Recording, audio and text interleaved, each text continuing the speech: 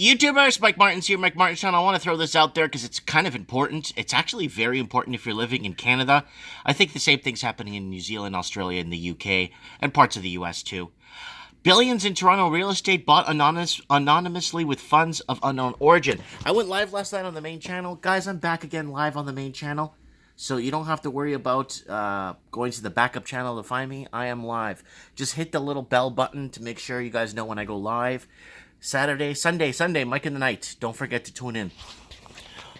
Looking to launder some cash? You might want to head over to Toronto. Use their real estate. A new Transparency International Canada (TI) report studies a corporate ownership of Greater Vancouver residential real estate. The organization took a dive through 50,000 corporate purchases made in 2008-2018.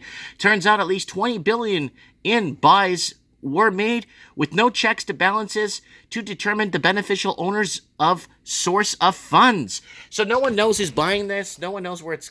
They probably know where it's this coming from, but they don't know who is who because everything's a numbered company.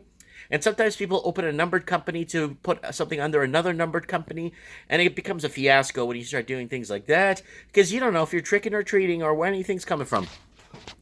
Corporate and beneficial ownership. First, you need to understand the issue with beneficial ownership in Canada. Beneficial ownership is the person/company that actually benefits from a company.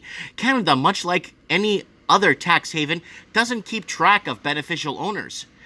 Instead, the government only collects the list of directors and mailing addresses. Great from the privacy standpoint, but it can become problematic sometimes. One of these times is when buying real estate in Ontario. Companies can register a title with only the name of the company and mailing addresses. There's nothing else. We don't note what country the company is registered, and the address that can be a post office box. When combined with how they're buying Toronto real estate, you could see how this is problematic. Corporations use $9.8 billion in cash to buy homes in Toronto. So you're wondering why Toronto's turned into an empty shell. Everyone's leaving in mass droves. Everyone's leaving the GTA because it's gotten so expensive. And people are going to places like Paris, Ontario, and Wawa and St. Thomas to start new lives because their cities no longer are doing it for them. But how are these big cities going to start fitting their bill, their public sector? Who's going to be paying? A lot of these people that are leaving actually pay taxes. These people that bought all this in laundered money, guess what? They don't want to pay tax. They avoid tax like the plague. So who's going to be paying for the hospitals and the buses in these big cities and all the public sector works? Who's going to be paying for that? Who's going to fit the bill? And that's what I've been talking about for over a year and a half now. Who's going to be flipping the bill for this stuff when there's no one left to pay taxes? Using cash by Greater Toronto real estate is popular with companies looking popular with companies looking at the 51,498 GTA home companies bought from 2008 to 2018. 9.8 billion were all cash buys. That's about 35% of the total dollar volume spent, with the volume accelerating right up to 2017. To contrast, the 11% of household volume made similar all-cash transactions. The real estate industry would most likely tell you that's a sign of market strength. After all, capitalized companies are transferring money through banks with rigorous checks. What could go wrong? Greater Toronto residential real estate bought by companies. Here it is. All in cash and mortgaged in billions. There it is. Holy crapola. So I covered this last night on my live transmission briefly. So here's the full story here today. We don't know the beneficial owners of these companies bringing in money into banks are. Going out there on limb here, but I'm willing to guess a majority of them are regular companies that have extra cash. However, there's no way to verify who has been actually buying these units.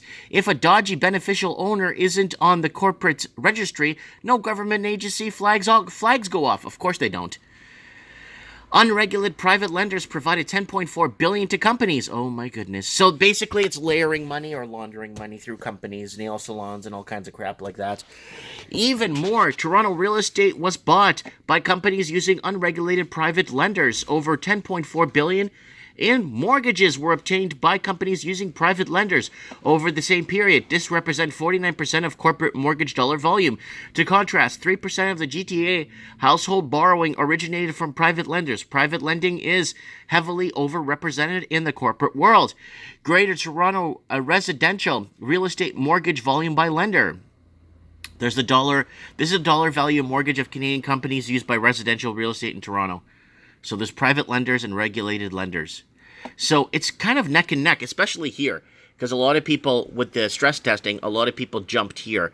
2017 was nuts, and then right here is when people started to use more shadow lending.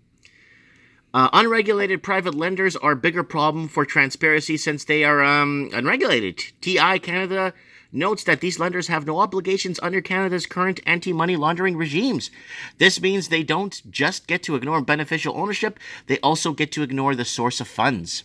Corporate ownership isn't the problem, as is a lack of information on buyers.